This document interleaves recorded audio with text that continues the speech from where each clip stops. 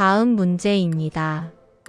전체적으로 띄엄띄엄 읽어보면서 핵심 내용이 무엇인지 파악합니다. 에너지, 자동화, 우주여행 등 과학기술이 주도하는 시대가 열리고 있습니다.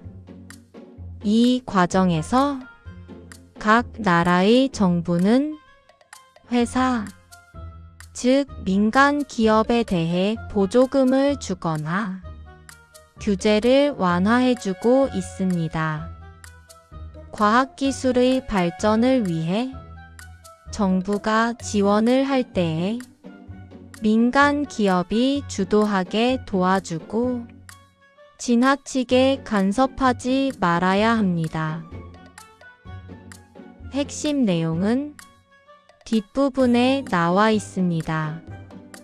정부가 민간 기업에 대해 지원을 많이 해야 하지만 민간 기업에 지나치게 간섭하지 말아야 한다는 것입니다.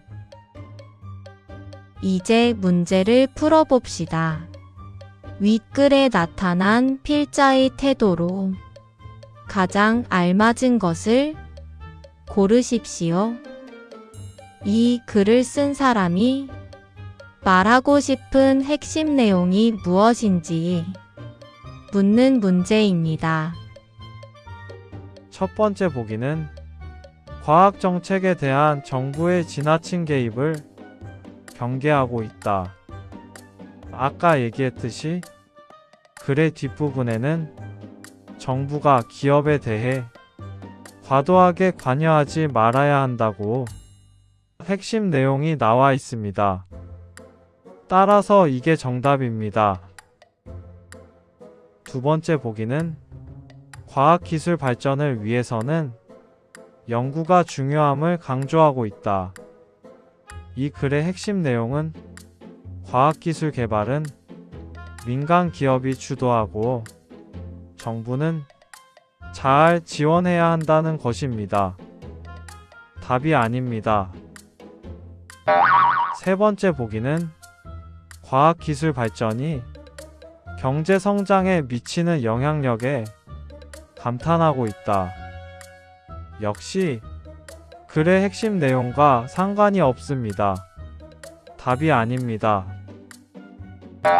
네 번째 보기는 과학정책 수립 시 우주과학이 소홀히 다루어질 것을 우려하고 있다.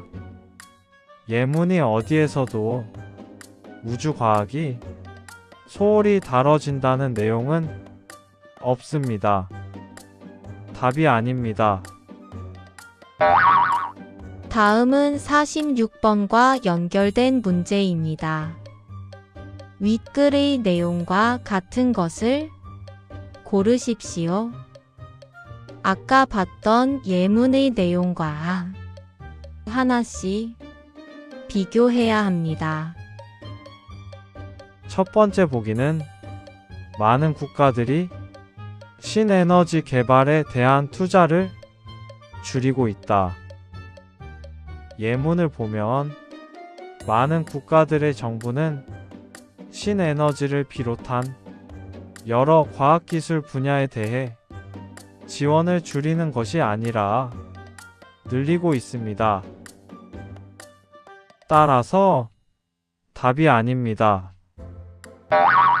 두 번째 보기는 과학 정책이 빠르게 변해서 과학기술이 발전할 수 있었다.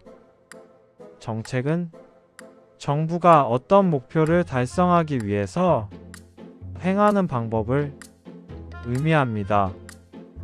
그런데 예문에서는 정부 정책이 빠르게 변해서 과학기술이 발전했다는 말은 없었습니다.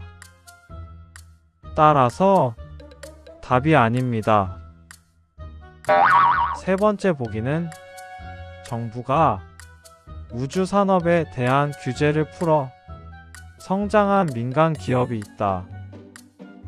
예문의 중간 부분을 보면 어떤 국가에서 규제를 많이 완화한 결과 한 민간 기업이 화성을 여행할 수 있는 호텔 같은 우주여행선을 제작할 수 있었다고 했습니다.